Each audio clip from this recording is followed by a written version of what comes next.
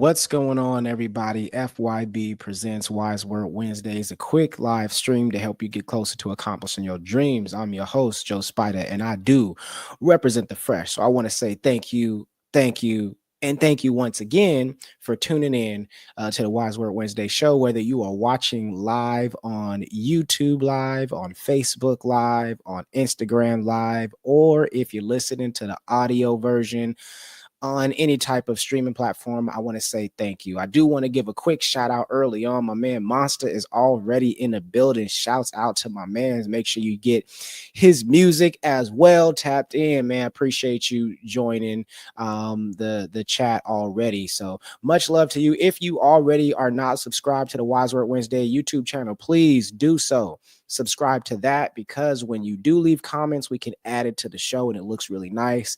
Not only that, but it also helps. Oh man, shout out to Auntie. What's Gucci, man? What's Gucci? Appreciate you, man. We got the ice cold in the building, man. Nice, man. I appreciate you showing love. Shout out to everybody that's tuned in, man. We're gonna have a really good show for you all today. If you're not familiar, last month we started this series of conversations that I have with one of my good friends who is an entrepreneur. And so what we're going to be doing is just diving into his experience and just having just authentic conversations. Like, we don't have any a set list of questions that I'm going to go with. It's just us talking. And so you get a chance to hopefully learn a little bit about his journey and maybe even some of mine, or the experiences that, you know, we kind of go through in this entrepreneurial life. So ladies and gentlemen, welcome the creator of Black Wall Street, the board game, my bro, Devon. What's going on, big dog? And it's another beautiful Wise Wednesday, King. How you living? Can't complain. I can't complain. Life is lifing. You know what I'm saying? Life is lifing, but I'm thankful, you know, to be a part of it. You know what I mean? So it's all love, all love.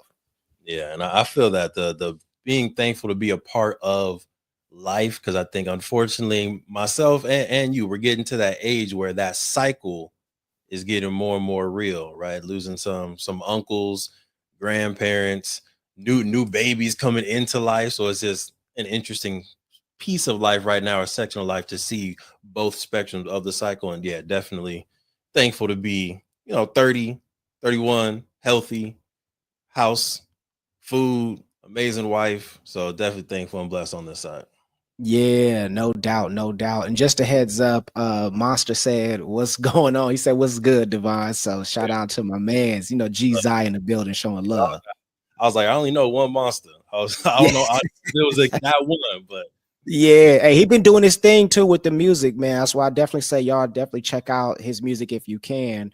Whether you check it out on YouTube, he's got a couple of videos that are going crazy right now. So shout out to Monster, man, in the building, man. Love. love to see it. So I don't know, for any of those that might just be joining who didn't get a chance to check out the last episode, you know, we're just gonna continue to have some good conversation. But where we left off was in the process of you being this super amazing multimillionaire entrepreneur. We started off early on. Manifest that. We started off, or facts, you know, I gotta manifest it. We started off early on in this journey, right? We started like if this was a 10-mile trail, we probably got to like the first 100 meters, right?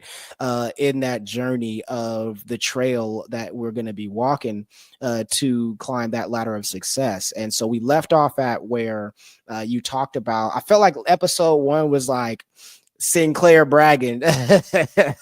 You know what I mean? For sure, getting all the flowers, 100%.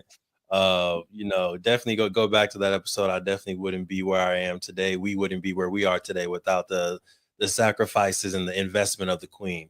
If this is your first time, Devon Truvel, creator of Black Wall Street, the board game, founder of Play Black Wall Street. We went from $0 in 2017 to 6 figures in 2020. Was able to free the queen, have her go full time into Play Black Wall Street. And I think we're going to spend some time talking about that transition today. Now we have a team of 13 where we go across different schools in Los Angeles, Riverside, and San Diego area a little bit. Sacramento, we were just up in Las Positas. We were just there doing game nights and teaching students how to start their own businesses.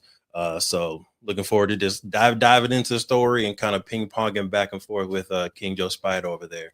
But coincidence, and I think you saw this, but I literally just ran a half marathon like 3 days ago. So I'm still. Yeah, Hello. congratulations, bro. Thank you, thank you. It was painful, but I think worth it, especially because there's so many connections between business and the physical endurance of running a half marathon or full marathon. Right? I think Mm, Nipsey said it's a marathon for a reason. Right? The marathon continues for a reason. And when you talked about being in that first stretch, I don't know if this is just me, but the first stretch of that half marathon was the hardest. Right? That first mm. 2-3 miles was probably the most pain until the end. It was very painful too. But those first 2-3 miles, because you're still maybe kind of warming up a little bit, your body's getting used to the environment. Mentally, you're not in the groove yet. So those first 2-3 miles, my back thought it was hurting, my legs thought it was hurting. I wasn't completely loose yet. But something around mile 5 to 8, zoned out. Right. I don't know. Maybe I just hit a particular stride in the music, but whatever, mile 5 through 8, completely zoned out. And I was just moving until finally I looked up and I saw the marker that said mile 8. And I was like, okay, we over halfway there. At this point, just let momentum carry you. Like, I'm going to finish at this point. And I think tying it back to entrepreneurship, those first few years, I think are the hardest because it's the easiest to stop. You don't have that much sweat equity into it yet. You might not have the momentum going in your business for the people that are making music. Like, maybe you don't have the huge following on YouTube or on Spotify, so it's easy just to put it to the side. But at some point, that business venture becomes a piece of your identity. When people see you, they start to be like, "Oh, what's up with the music? Oh, what's up with the Wide Word Wednesday show? Oh, what's up with Black Wall Street?" And I think at that point, once it becomes ingrained in your identity by year probably 3, 4, 5, it just becomes second nature. And I think we're about to get into the part of our journey where it became second nature and things really started to scale with Play Black Wall Street. Absolutely. And I mean, you was just dropping some gems already, right? Just in naturally being yourself. And I think that's one of the dope parts I love about you and what you do is that like there's so many ways that you can help people out through your experience and your journey. Just by acknowledging some of the challenges that you face, right? Some of the heartaches, but also recognizing like the triumphs as well too. So I think that's super important. So yeah, so we left off when the queen quit her job, and tell me about that process. How was it? Now she went from making engineering money to essentially no income at all, working specifically for the business. Tell me about how you felt emotionally. How do you feel being the sole breadwinner, but that bread not necessarily being enough to cover all of your expenses, so you had to move out of your home that you all purchased to move into the grandparents home, and to you know what I mean, and to really adjust your whole life. Talk to us. Yeah, it was tough. So growing up, this is how my parents kind of set up finance, or at least my perspective. I think growing up, you start asking a little bit more questions. Now, talking to my mom, talking to my dad, and it might have been a little bit different. But growing up, it seemed like bills were split 50-50. Right? My mom's paying certain bills, my dad's paying certain bills, and it's both people's responsibility. I think going into my marriage, that's what I was thinking. I was all right. We're doing 50-50. Even though you're making more money than me, I still want us to live in an environment where I can pay for 50%, you can pay for 50%. So when we got married, we manifested that we want to be able to buy a house and move in together when we get married, and we just timed it perfectly. We were to buy something right before we went off to our honeymoon, and then we were in the black hole of escrow for the entire time. We were in where were we? Mediterranean cruise. Beautiful. Came back, moved out, moved in, right? So went from peak, we did it, right? Married, good job, great wife, new house, living good, peak good, to next year, COVID. right? That Mm, happened. So of course that shook the world, period. But what that did for my queen was it shifted how her job functioned. And now she was kind of like a glorified babysitter. Although she got a promotion and she was making really good money, she didn't like how she was feeling. So she came to me, she sat down and just emotional, right? Niagara Falls, Joe Spider. You know, when your queen cries, you mm, just like, all right, babe, I got like, I gotta comfort you, right? that you like, I gotta fix this somehow. Yeah, I gotta fix this. This isn't all right.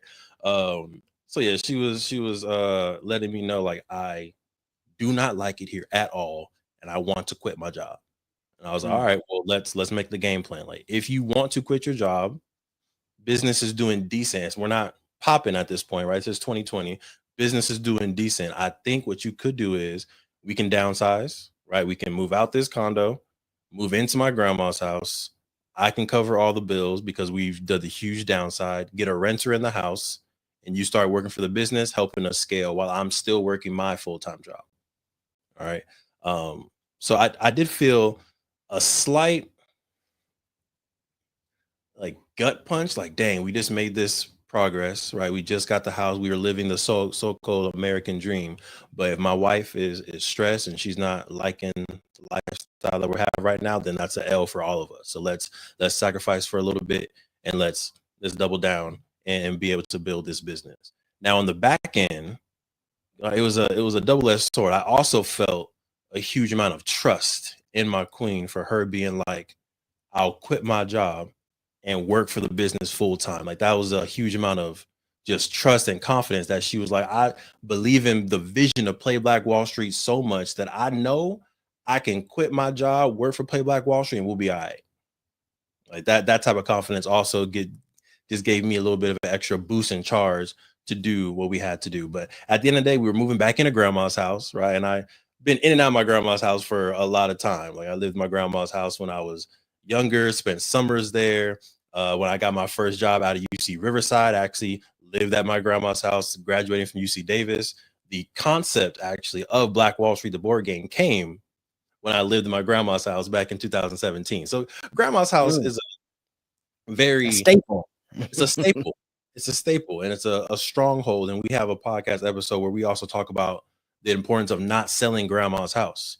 Because if grandma didn't have that stable place for me to come to each and every time all throughout my life would look very different, right? If I didn't have summers there, if I wasn't able to live there right after college, my life could look different. I might not be able to have saved the money that I did if I couldn't go back and live in grandma's house, right? So that's the importance of generational. Let's I want to just kind of echo that a little bit more, or at least do a little bit of a dive into that, right? Because I think there's this perception of people, or that people have. And first off, let me acknowledge right now I'm getting notification that there is an issue with the YouTube live stream. So for some reason it's not streaming on YouTube live. So we apologize for that. If you're trying to get to the YouTube live stream, if for some reason it's having some issues, hopefully it'll get fixed. But if not, we still here on Instagram live, Facebook live. So we got you. But there's this perception that has been put out there by society, right? That you go to college, you get a degree, you know, and then you're supposed to be fully functioning as an adult and not necessarily have, you know, the responsibility, or not necessarily have any type of responsibility to go on your parents. And as a person who went through this process, who watched many people go through this process, I can say that that's the dream, but that's not the reality for most people. Most people, after they graduate from college, there are a few who don't have to, but most people, after they graduate from college, can't still survive on their own, right? Like No, they still need help, whether it be via a roommate or moving back with parents or having one of their parents cover some of their bills. Like people still need help. This is not the 1980s or the 70s or the 90s where just a college degree was going to get you a job that was going to allow you to make enough money to not have to, you know, be dependent on any other type of source of income. But in 2020s, a degree is not going to cut it. And I graduated in 2013. my degree didn't cut it, right? Like after I graduated, I moved back home with my mom for a quick minute, you know what I'm saying? Just to be able to save some money. So I do like the fact that you're acknowledging that and the importance of having grandma's house there, not only throughout your upbringing, but also just still being able to have that as an adult to where you have that safety net.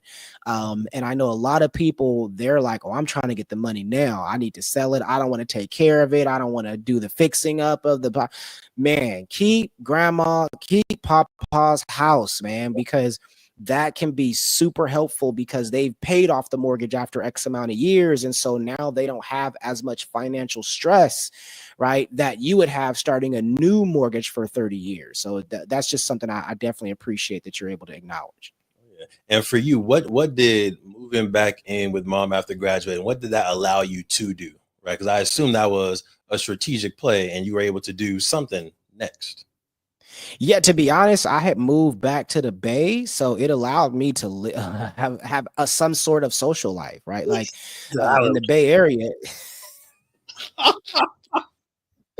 Hey man, you know what I'm saying? I was doing that Bay thing, you feel me? But yeah, like it allowed me to have some sort of social life because the rent was expensive and the job that I had, you know, it wasn't cutting it. You know what I mean? Like it was enough, but it wasn't enough to do the things that I wanted to do as a grown adult. You know what I'm saying? Like in his 20s, like I was 23, like I wanted to enjoy you know, my experience of actually having money. You feel me? Like, and like legal money and being able to do things, you know, and not have to worry about getting caught by the police or something. So to me, it allowed me to function in a way that I didn't have the freedom to do as a kid.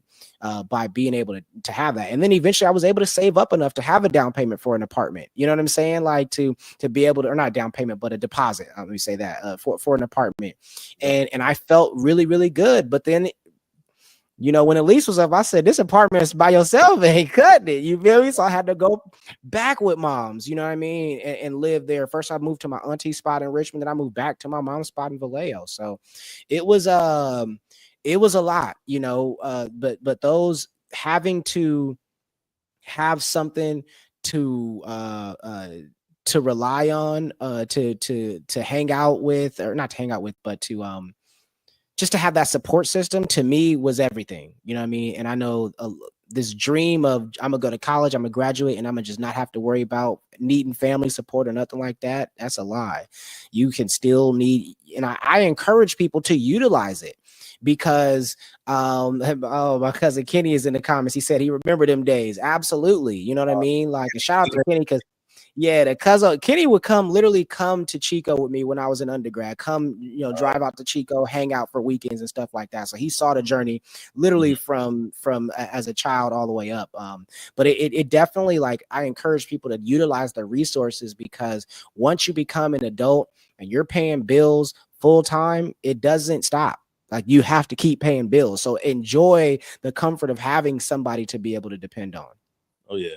And also I look at it from a Black Wall Street perspective, right? Something that made Black Wall Street, of course, very prolific and successful was the black dollar kept circulating in the community, right? Mm, Forcefully back in 1921 when they couldn't go to a white-owned movie theater, they couldn't go to a white-owned barber, they couldn't go to white-owned restaurants. They had to really support themselves. But the black dollar circulated for 300 days in 1921, right? So if mm. we look at real estate as a sector, right, an industry, we're all going to spend money on real estate no matter what.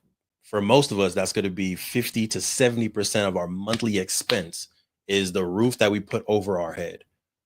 Why would you want to give that money to anyone but either you or your family? Mm. You're gonna pay that bill whether you're renting or you're gonna pay that bill no matter what. So me moving into grandma's house, instead of me paying 1,500 a month to rent to somebody that I don't know, I pay $500 a month to my grandma. She loves me. I know I'm gonna get a little bit of back at Christmas time, right? She's gonna cook a meal or Mhm. two every now and again, so I know that money's gonna get put to good use. Or you move in with auntie, move in with mom, give them whatever they're charging for rent or whatever you want to bless them with, and now that adds to their economy rather than you adding to a stranger's economy, right? Because even in the Bay, or in LA, Riverside, you could live by yourself, and that's going to be a huge part of your check, or you're going to get roommates, right, and split it up that way. But yeah, the way that is looked at is, if I'm not going to own myself, I'd rather give money to someone that I know, and someone that I know loves me. So I'm gonna go ahead and go back to grandma's house. Yeah, and I'm gonna just talk about that, kind of off subject a little bit, but still on subject. Why do you think? First of all, do you know what the how many times the black dollar circulates now, or how many for how long? 7 hours. So we don't make it a full day.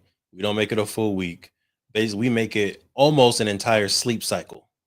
Mm. That's it.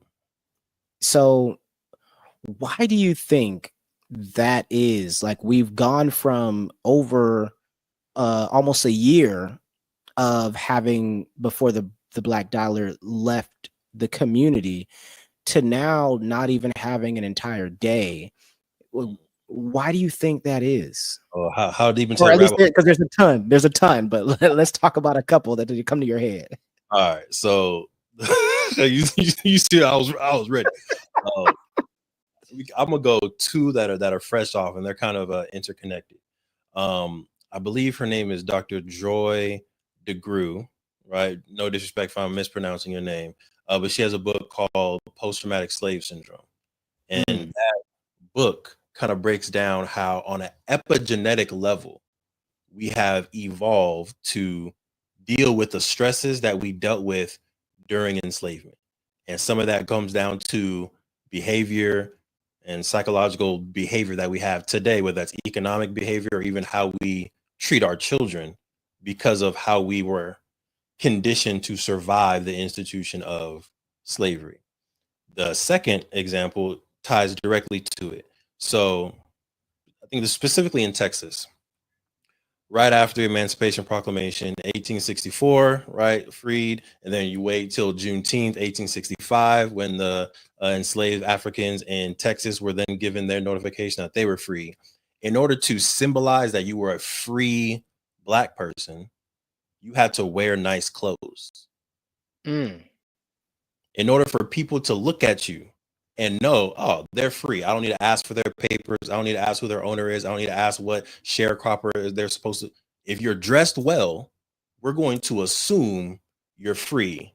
So back then, dressing well and the appearance of wealth equaled safety, right? So mm. fast forward 2024, and we're wearing the Louis V's, we're wearing the Cuban chains, we're wearing the designer, we're wearing all these things that symbolize wealth, because I believe there's a psychological desire to also project freedom for our own safety.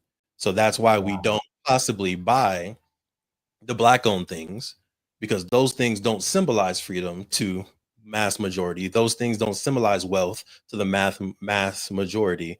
They symbolize Blackness, which unfortunately doesn't always symbolize freedom. So that's, without me getting in the full bag, those are the two things I think why we were not supporting enough. One, and the third one I would say is, there's just so many choices, right? It's so Mm, easy, it's so convenient to go on Amazon and buy something. It's so easy, it's so convenient to go to Target, to go to Walmart and buy something. It can be a little difficult to wait until the swap meet, or to wait until Taste of Soul comes up, or wait until Why Word Wednesday show has a pop up and get your shirt there. It can be difficult to maybe just wait just a little bit to support us when clicking is right there. It's immediate.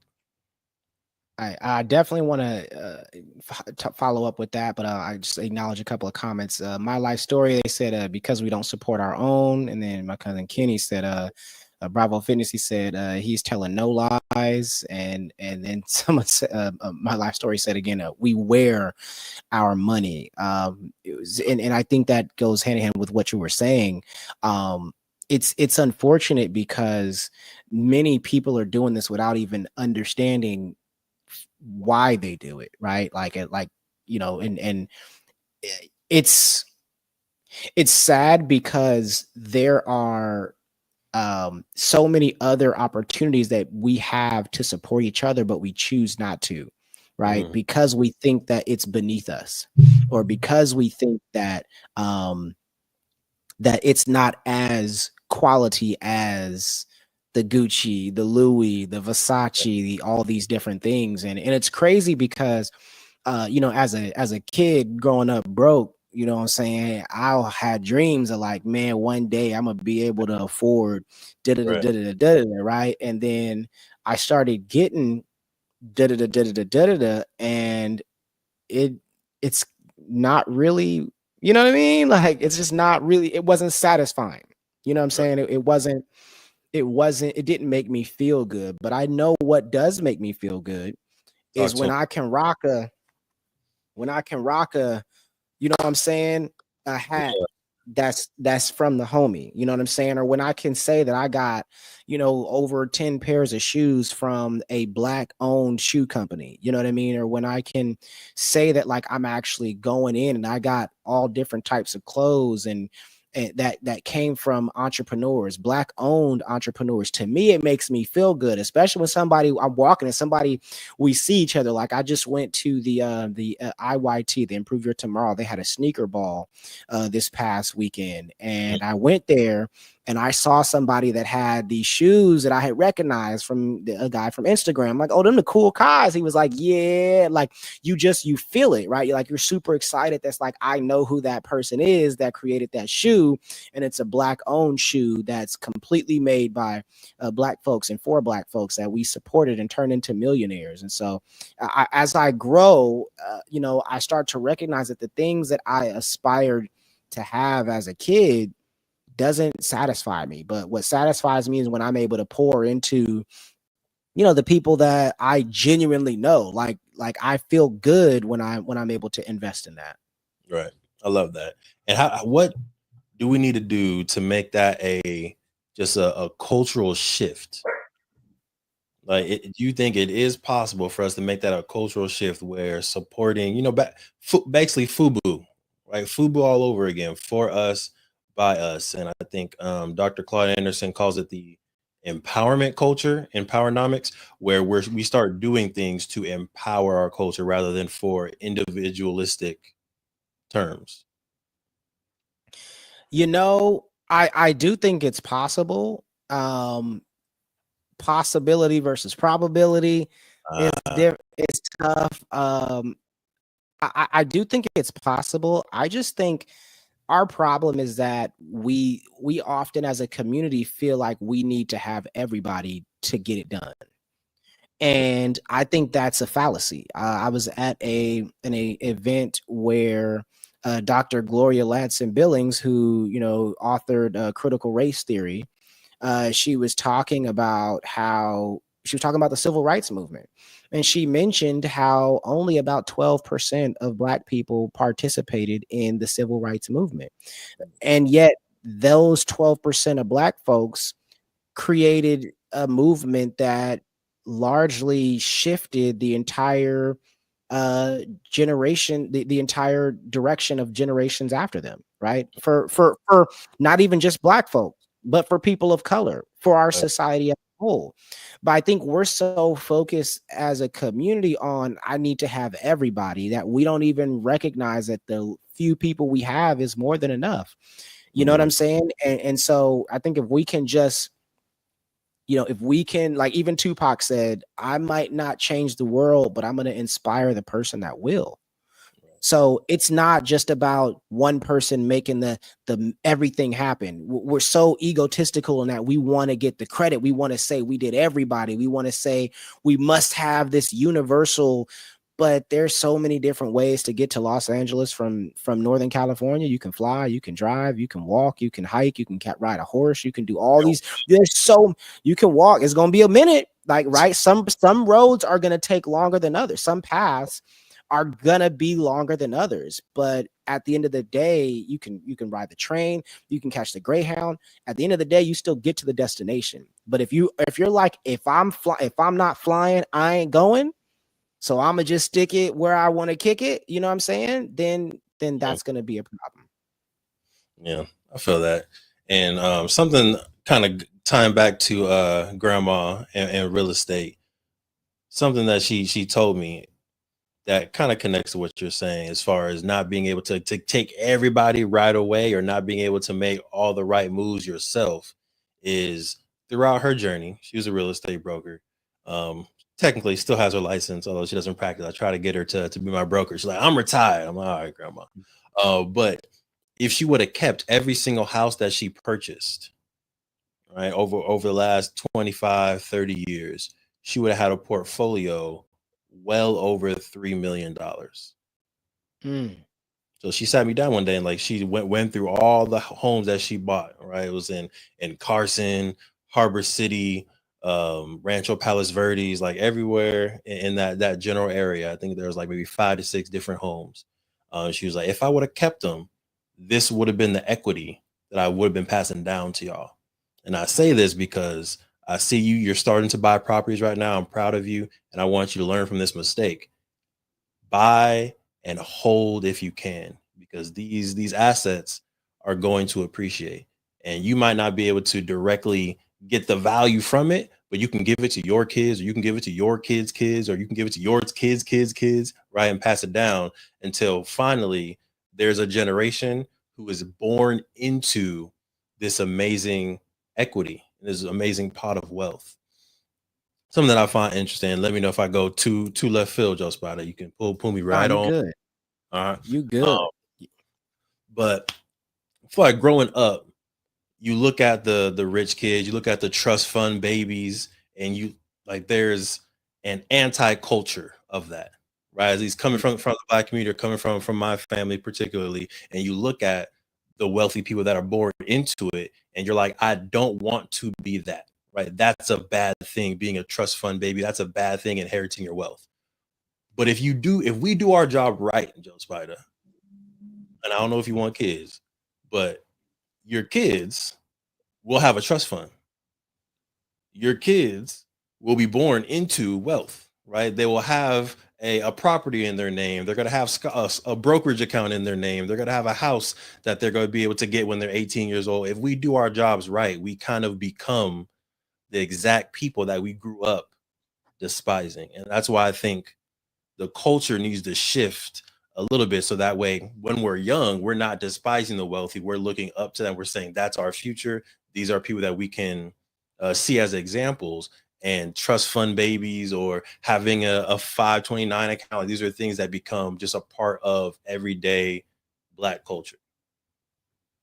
Yeah, I want to acknowledge a couple of comments. My life story said again, we divide ourselves to prove ourselves. We want to be accepted, and in doing so, we easily turn on ourselves. And he's Mhm.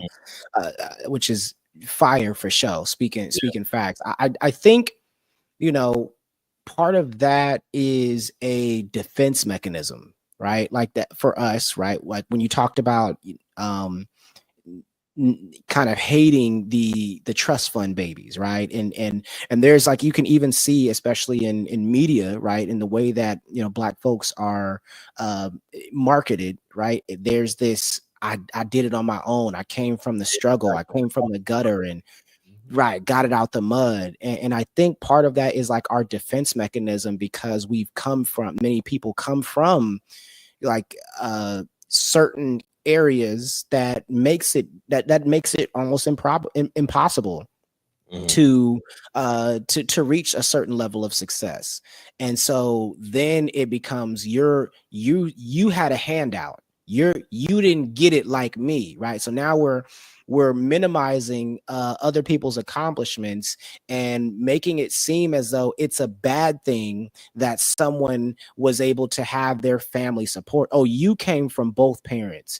Oh, you know what I mean? Like you're not strong enough. You're not, man or woman enough. You're not from the black community because, and I think it's just we're projecting this defense mechanism because we've had to use that to survive, right? We've had to say to ourselves, oh, I might not have had my mom in my life, or I might not have had my dad in my life, or I've experienced violence. And so this makes me tough. This makes me strong. This makes me hardened. And so when you become an adult, now you're looking down on people who have had handouts, when in reality, every single person, and you can look this up, every single person that came from the mud, quote unquote, right?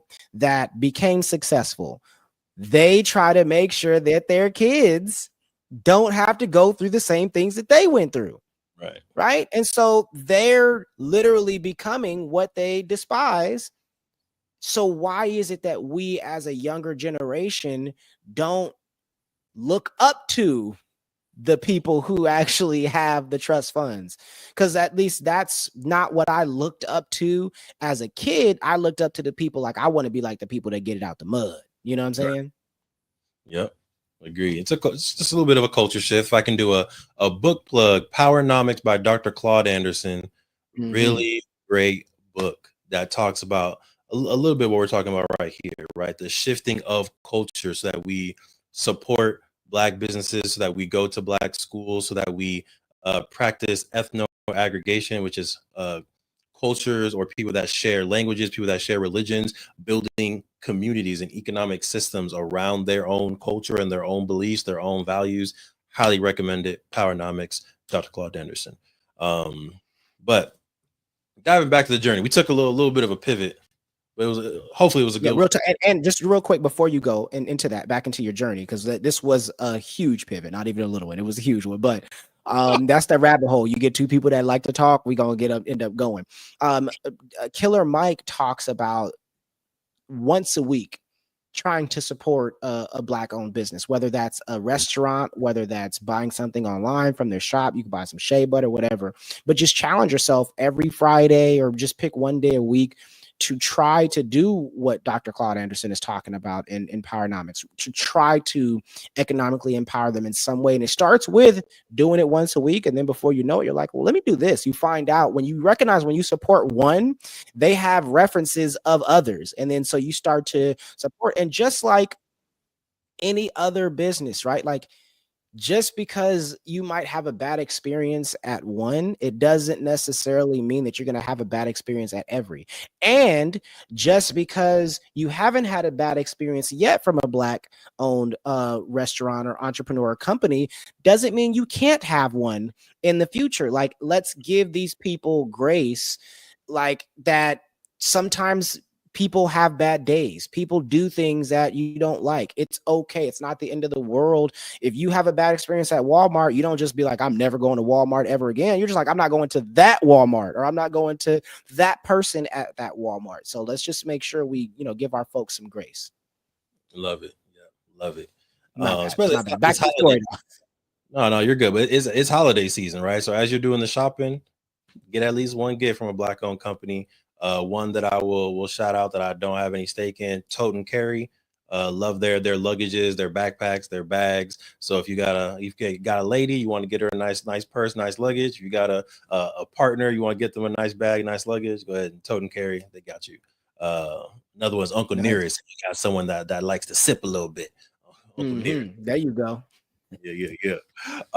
But speaking of not getting out the mud, and I think we didn't take the short route for sure, but I think we've been very blessed along the way to just know dope people who have either inspired us or given us like a direct plug for an opportunity. So I had a fraternity brother back in, this is 2021, so we had just moved out of the condo of the house and moved into my grandma's house, right? Which was a culture shock, coming from your own spot, married couple, to sharing a spot with your grandma. Culture shock, 100%. But we're figuring out, all right, what's going to be the business model, because we want to get out of here.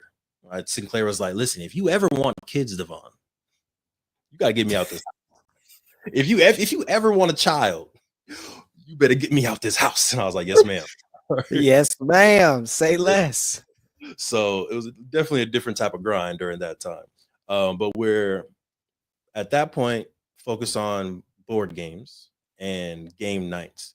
But I had a fraternity brother call me. This was like a year and a half into COVID. And he was like, hey, there's a lot of money that's being added into schools to increase student engagement, particularly for after school care. And this is in Northern California. I'm living in Southern California. He's like, write me a proposal for a after school program that you can do that's centered around your board game financial literacy. And I'll pitch it to my principal, and if it gets accepted, y'all would have to move up here and facilitate the program. And I was like, we got to move up there. He's like, yep, you got to move up here. I was like, all right. Wrote out the proposal, right? And this was, I forgot the exact amount, somewhere between 15,000 and 25,000 proposal, right? For like 20 weeks worth of work.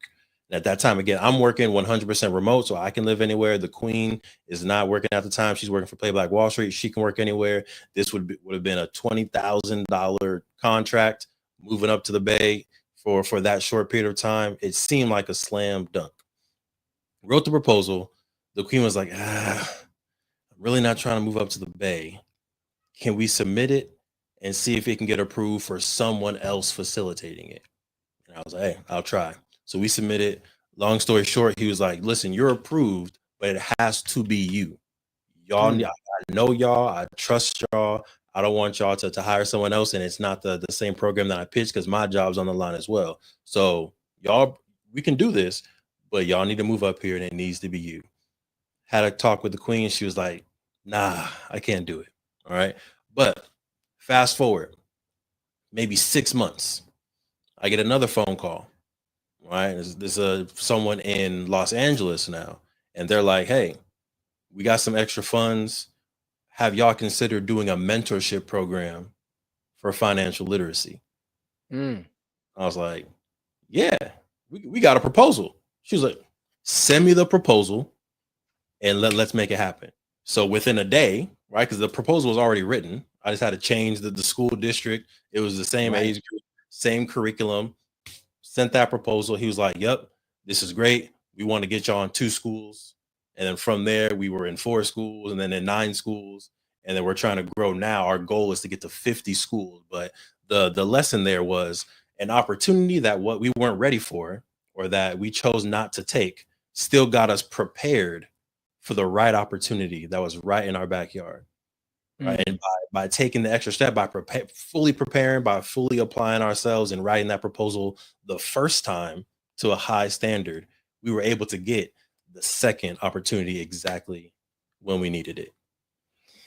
I think that's dope, because a lot of people think that they have to create this opportunity, and it's just gonna go directly into what they're supposed to do, right? But in life, oftentimes, you're sent opportunities to prepare you for what's to come. And if you didn't have that before, then you'll find yourself trying to play catch up, right? At a time when you were like, no, we wrote this. And even though we wrote it for right now, we didn't actually technically use it to make income till 6 months later. But when the time came, all we had to do was make a couple of switches. Yep. And it was already ready. And you knew, because it was approved by the first person, you knew that this was a successful proposal opportunity. Yep. Right. And so in life, you're going to experience things that aren't necessarily the final destination. They're meant to help get you ready for the final destination. It's like a boxer, right?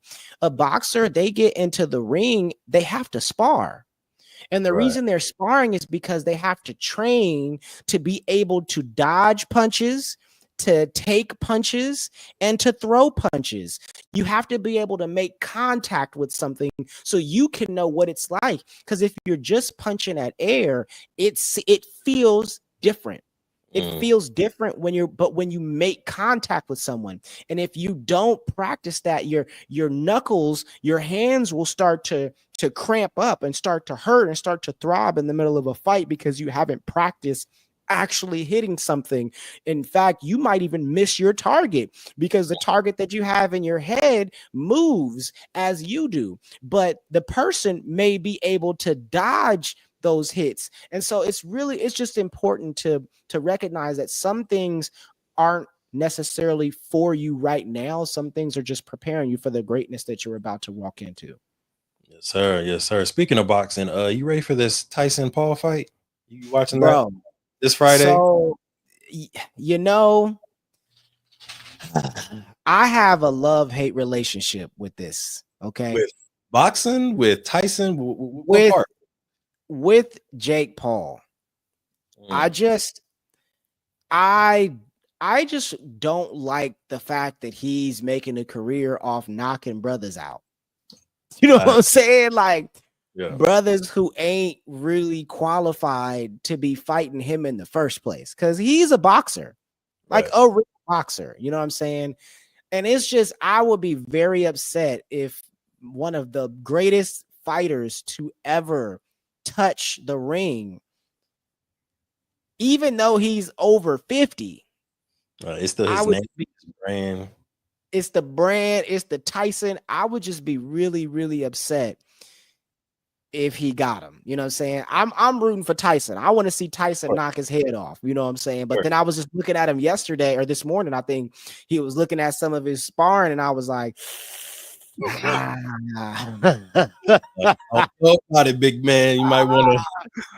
you know what I'm saying? But it'll be interesting. I'm definitely watching it though, for sure, for sure. I can't say I wouldn't put my money on Tyson. I'm gonna say that I wouldn't put my money because he's still going up against a young buck.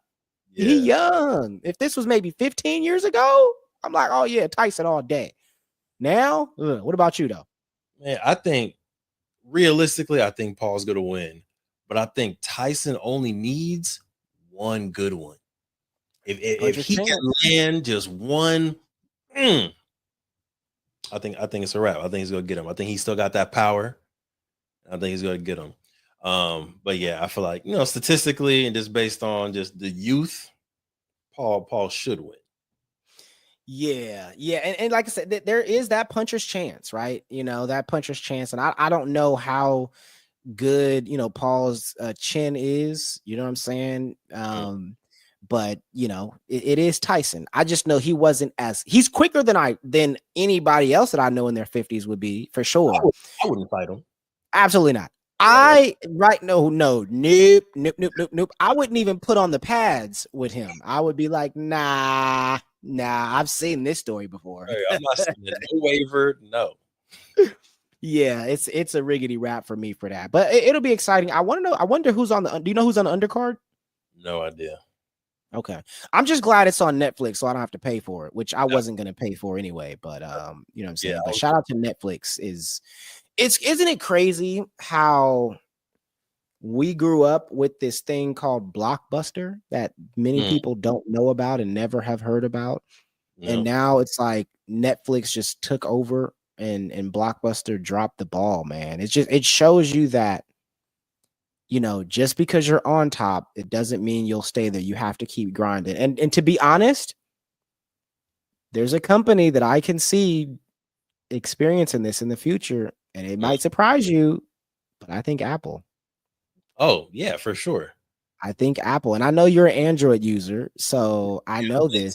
Plenty of joy. So it's like, Um, to be honest, the updates and upgrades that the iPhones have been for the past, I want to say at least maybe 8 years, yep, have been trash.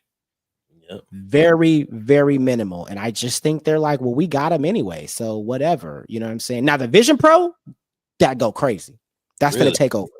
Oh, that's gonna take over. You should definitely do a demo at your next Apple store, the Apple Vision Pro. Mm, It is spectacular. I think it's ahead of its time right now. I think they need about maybe 3 to 5 years before the rest of the world kind of provides opportunities that people can actually really take full advantage of it. But it is amazing. It's like I can see this in the future. I can see people going to concerts on their Apple Vision Pro and feeling like they're in the concert, like wow, it's going to imagine saying that, hey, I'm going to watch an NBA basketball game from the front row, and you put on your Vision Pro and you literally see the front row of the basketball game. It is amazing. okay. Change the game.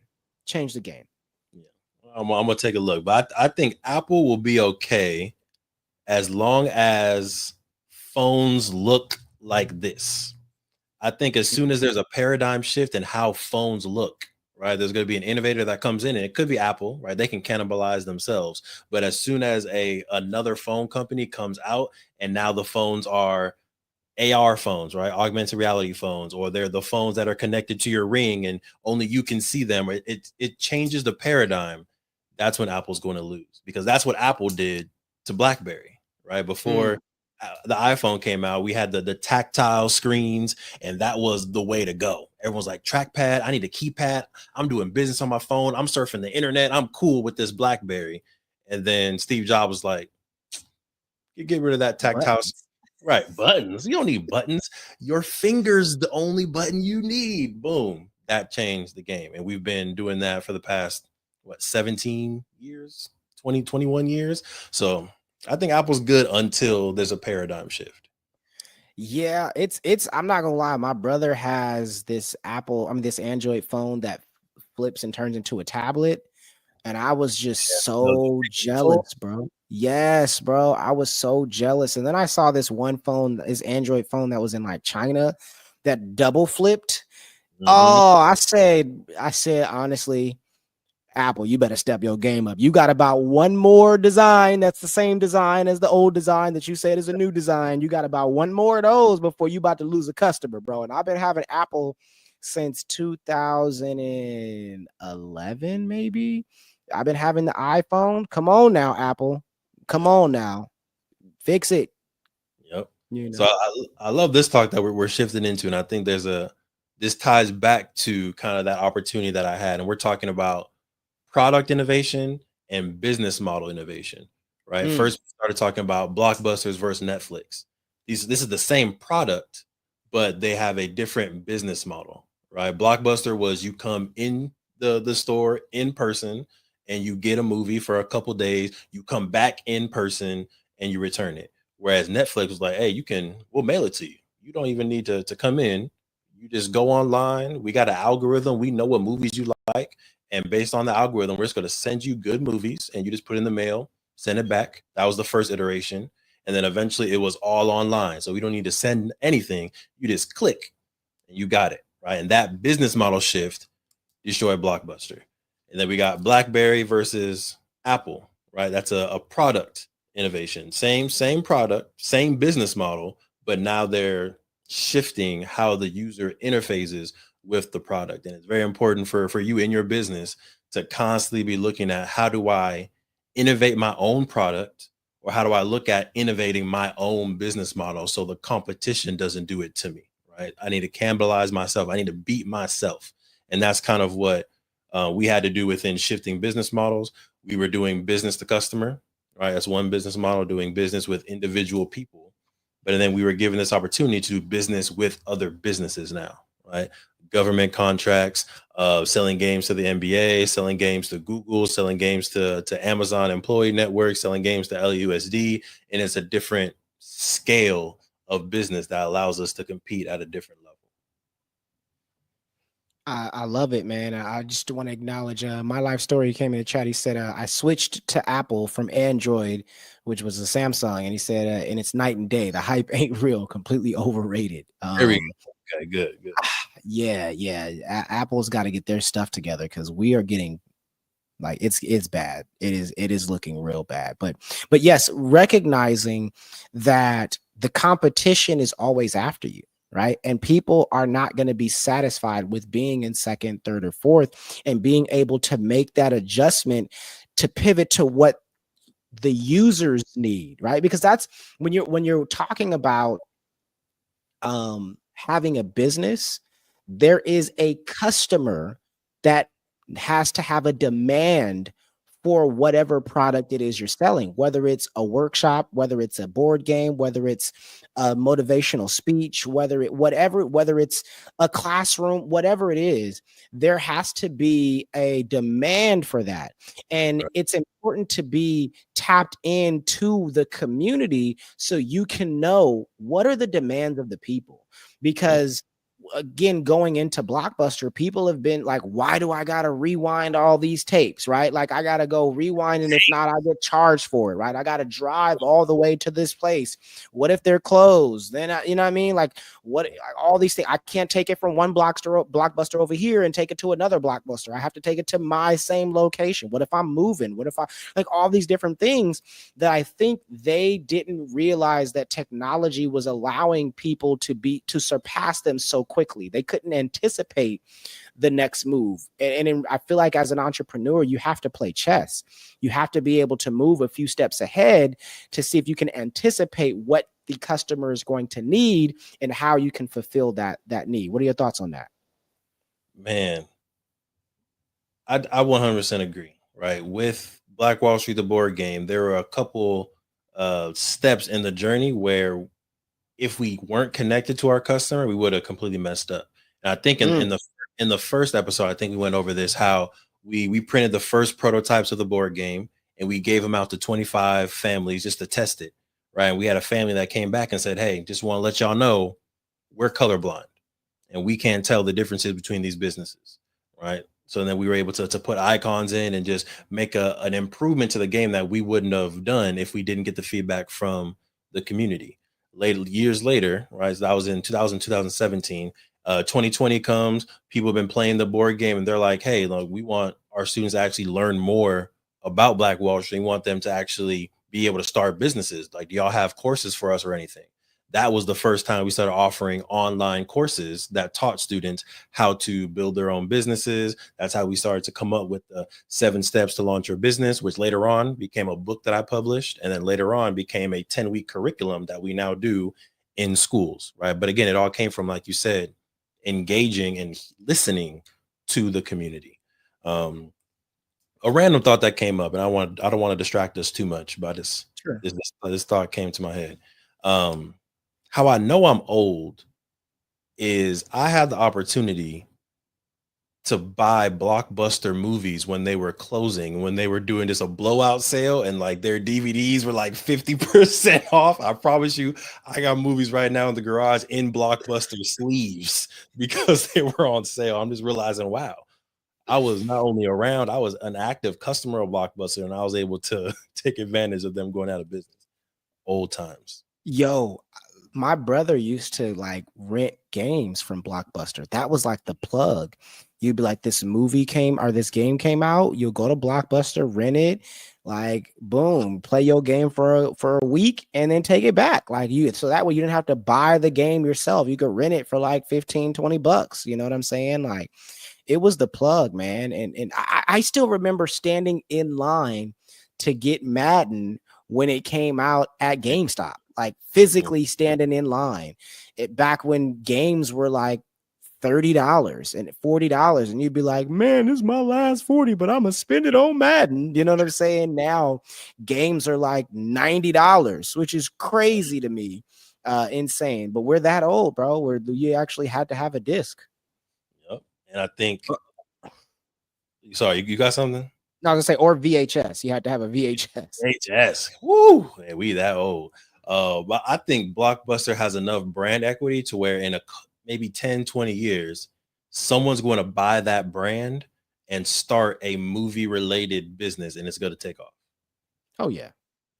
Right. Yeah. Just like Kitty's coming back, just like those Astro Kid boots are coming back. Like I think brands are cyclical and trends are cyclical. And I really believe that somebody's going to buy the trademark of Blockbuster, take that probably same logo and start some type of movie theater chain or some other innovation of movies. And it's going to be another $1 million, $1 billion company. Yeah, I definitely agree. And I think that's one of the things that about your brand, right? Like it's important because it's when it's people recognize it, even if they don't necessarily fully know all the details about it, the brand still means something. Like Jay-Z has kept the Rock brand Hmm. since Rockefeller, right? Rockefeller, then Rock Nation. He got the Rock Boys, like Right. all these things, like that brand of the Rock or the brand of WWE, right? Like the brand, these brands, SmackDown, Raw, they make you think of success. And so when you have this amazing brand, sometimes the marketing is already done for you just because of the brand now. So if you buy this brand, you're like, I ain't got to market. All I got to do now is just say, we coming back. You know what I'm saying? Like we're coming back. And so, yeah, I definitely can see that happening. I mean, I can see somebody like having, like blockbuster movie theaters. You know what I'm saying? Like, or block, you know what I'm saying? Uh blockbuster restaurant, right? Where it's like it looks like a movie theater, but it's a restaurant that you come and eat at. You know what I'm saying? Like it's so those type they as long as you have the brand, you can go far. So definitely. It was said here first by Devon on the Yes. Wise World Wednesday show that he's gonna purchase Blockbuster in about 20 years and he gonna turn it into a multi-billion-dollar business. That's what he said. That's what he said. I do it. Movies are a passion of mine. You know, I've written scripts, I've written books, so it's not outside the realm of possibilities at all for me to one day buy the Blockbuster brand. I'm just saying. I Or love it. another brand I want to buy is Dreamland. Williams Dreamland Theater was a theater that was in Tulsa, Black Wall Street, owned by John and Lala Williams. They're actually Mm. featured right here in this painting. That's John and Lala Williams right there behind me in their Model T. But they owned Williams Dreamland Theater, and the real life dream is to actually start a theater called Dreamland Theater. Wow, man, that'd be dope, man. They got they forward in the back. That's what's up, man. Doing It it. was Big whipping. whipping. Okay, well, since you said this, listening, because I know we are almost out of time here. I don't want to take up too much of your time, but tell me, what are your top 5 movies? Since you're a movie person, tell me your top 5 movies, any category that you want. But what are your top 5? This is a rough one. I really like this is a movie that a lot of people don't know, but growing up, real favorite movie. Simon Birch is a story of a young disabled child who actually saves an entire bus full of children. Um, that one tearjerker, but I love the underdog story. I love how going throughout his journey, the kids are making fun of him, and then at the end, he saves them all. Dope. Another one, American Gangster. Y'all probably already know but love the concept of Denzel taking his family from I forgot where in the South they were from, but from the South all the way up to Harlem, giving them all different business jobs, although it wasn't always legitimate. But I love the business aspect of that. Number three, uh, man, what's gonna be number three? Let me think on this one a little bit. I'm gonna throw in for sure. Black Panther is on the list. I'm Mm, an Afrofuturist myself, so I love that movie was able to bring in the concept of Afrofuturism. I think to the mainstream. The second one was cool, but I feel like primarily the first one is what I'm really calling one of my top 5 movies for what got it did. I think for the industry and the culture of Afrofuturism and just being in the theater, like everyone was dripped out in their dashikis. Me and the Queen actually went up back to a theater in UC Davis, and like the Nigerian Student Association bought out the theater. It was a whole vibe. So nice. definitely Black Panther. Uh, let's see. I need 2 more in there. Give me a little bit of time to think. What's one of your favorite movies? Okay. So some of my favorite is Malcolm X. It's a good one. Um, Classic. Loved it. I've seen it probably over 100 times. Mm, Like that movie is amazing. I don't care how long it is. I loved it. Definitely. Another one, The Matrix. Any that's one of those. Just that trilogy was just super dope. I think it was revolutionary. I can see The Matrix in almost every action movie mm, today, whether it be slow motion, whether it be the martial arts, whether it be like I can see the Matrix. It was revolutionary. And then just the concept, the idea of people being plugged in, and I'm watching it now happen through because of social media and things like that, people being plugged in and living a lie and being satisfied with that lie and not necessarily wanting to be awoke. And when you wake somebody up, there are some people who will trade on their people who woke them up so they can go back to sleep. It's so much that I see because of the Matrix. And I remember I saw all 3 of them in theaters, the 1, 2, and 3. And so the 4th, they just came out with another one, I think 2 years ago. And I did see that, but it came out on HBO Max because it was during the pandemic time. So it came out on HBO Max, but I loved it. Loved all of them. So that's a good one. Malcolm X, the Matrix, um, I gotta go with my Marvel, so I'm gonna say Infinity War. That was one of my favorite ones. Infinity War, just because it was the first time that we got to see the heroes lose. You know what I'm Mm. saying? And it ended, and people were just like, "What?" So I don't want to be a spoiler for y'all, but for people who didn't see it, but it was the first time we got to see heroes lose, and I think that was, even though we didn't, it didn't last too long because they eventually came out with Endgame. Um, we got to see like what it looks like when people feel like all hope is lost. Mm. You know what I mean, and how it impacts people when they don't have the hope of maybe it will get better. No, it's over. We lost. We lost. So I love those three. While I'm waiting on those last two, let me see if you came up with any so Yeah. far. Man, the feeling of the theater after Infinity War was literally like the world just ended. Like people really there's a concept called the suspension of disbelief, like when you're watching something and you just suspend disbelief to where you believe what you're watching is literally true, right? And I Mm. felt that in that theater at that time leaving. Like everyone was quiet, some people were crying, like no one was talking. It was like, did the world really just end outside? Are we okay? So that's a good one. That did motivate me. So me and the Queen are huge Harry Potter nerds. All right, so Okay. Harry as a series, we probably watch from top to bottom once a year. My favorite Mm. movie in that 7 movie series is probably going to be Goblet of Fire, Harry Potter, Goblet of Fire. That's going to be number 4. Literally number 4 in my movies, and that's the 4th movie. You know what I'm saying?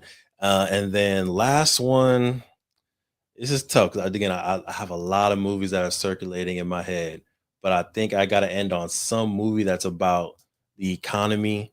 So it's either going to be Dumb Money or The Long Short, and these are the both really good like movies about the stock market. One is about kind of the GameStop run. Dumb Money is about the GameStop run. It's about the one person who was pushing it, promoting like, oh, y'all should invest in GameStop. And then as soon as the big corporations and the big investment firms were about to lose their money, like the big banks came in, bailed them out, and then this person who had probably millions of dollars and they never sold ended up losing all their money only because the stock market was rigged, right? So Dumb Money, dope movie to watch. And then Long Short is a similar story, but it goes into the 2007 2008 stock market crisis and the housing shorting, and how when Mm. people were getting those really bad subprime loans, a lot of bankers were getting a lot of money, and then there's this one investment firm that saw what was happening and they started investing the opposite way, right? Mm. They started shorting the prime market when typically the mortgage market and the prime market is one of the most stable markets there is in America. But during that time, it wasn't. So both those are good, just like thinker movies, and get you to really see how the economy works.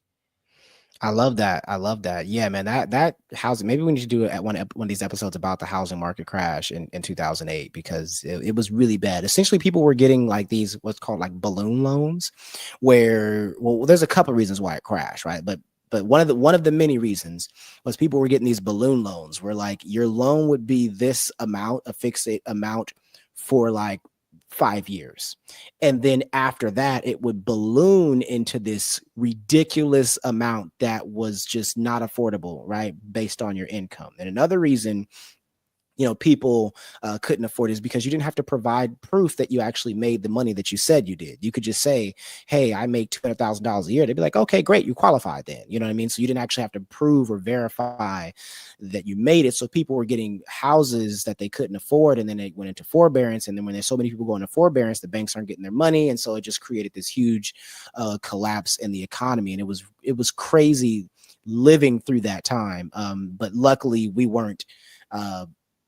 I didn't own anything at that time, so I didn't necessarily suffer. But the entire country, felt the consequences of that during the time. I remember had like schools were having furloughs and things like that. People were getting laid off. It was crazy during the 2008 and 2009. So shout out to Obama for bringing it back because he definitely put in that work. My last two movies, if I would say.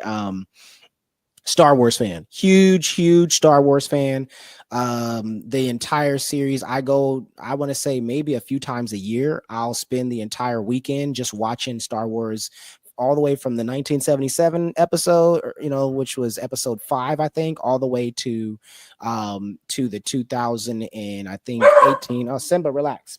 To the 2018 episode that came out, which was episode 10, I believe. So it's great. They're long movies, but love the Star Wars series. My favorite one is Revenge of the Sith, which is when Anakin turns over to the dark side and gives in and becomes Darth Vader, which is the villain. Rest in peace to James Earl Jones, the voice of Darth Vader, just the classic voice. He was the voice of Mustafa in Lion King as well. So man, I don't know what they're gonna do. With the next Darth Vader, I think they probably got AI to resemble his voice already at this point, but definitely a classic. And for the last one, I'm gonna say Training Day. Training, that's a good one. Training Day, yeah, that was probably another movie that I seen a bunch of different times. I think it was just one. It was the first time that Denzel won an Oscar, first black man to win an Oscar in the Academy. So that definitely super dope. But I just like the whole concept of the movie, him being an officer. I think it secretly shed a light onto the kinds of corruption that happens in LAPD. And so it gave people the opportunity to actually say, oh, maybe there is corruption going on, in this particular area, but he did it in a way that was still entertaining, that didn't necessarily disrespect the police officers to a certain extent. So I thought it was super dope. And then it's Denzel, man. Come on, I'm talking about Oh, Denzel going crazy now. yeah, So yeah, exactly. so that's my 5. That's my 5. But you got a dope list, and I do need to check out that one about the housing, because that was classic, for sure. And I do remember seeing like the commercials for it, but I just never actually saw went to see it in theaters and whatnot. So definitely I'm gonna check that out for sure. That's good. It's long, but it's a good one. It's a good one. Cool. Another movie that we just rewatched is Planet of the Apes, but the 2001 version. Uh, Ooh, okay, taking it back. yeah, it's a when I watched it as a kid, got a certain lens from it. I just watched it again like last week, and you get a whole nother perspective. I think as a grown person, especially learning the history of America. So, if it's an interesting rewatch, go feel free. It's an interesting rewatch. Ooh, since we throwing in bonus ones, I'll also say the first Avatar movie. Oh yeah. Yeah, I mean, that movie to me was like basically talking about the natives, right? Like, and how we kind of took over as Americans, took over the natives and forced them out of their homes and stuff. So Avatar, the first one, the second one was okay, I thought, but the first one to me was really like really dope, and I thought that was one of the better movies for sure. So definitely Mhm. check that out. Yes, sir. Yes, sir. Any Cool. any crowd questions we want to get to before we end? Nah, man, I think we've got them all for the most part. I appreciate you taking time out of your busy weekday, man, to chop it up. This is definitely what I kind of envisioned for this, us being able to have some good dialogue. I know we kind of got off topic, but it still made it relatable to, what I'm saying, to entrepreneurship as a whole. So I appreciate you, man. And I appreciate everybody that's watching. Again, my apologies as far as the YouTube live link. For some reason, it's not going on, but I will try to make this maybe broadcast tomorrow or later this evening on YouTube, so that way you can still access this information there. But I appreciate y'all. I will leave y'all like we always do. I'm gonna say we fresh, and I love you, and y'all be smooth. Till next time.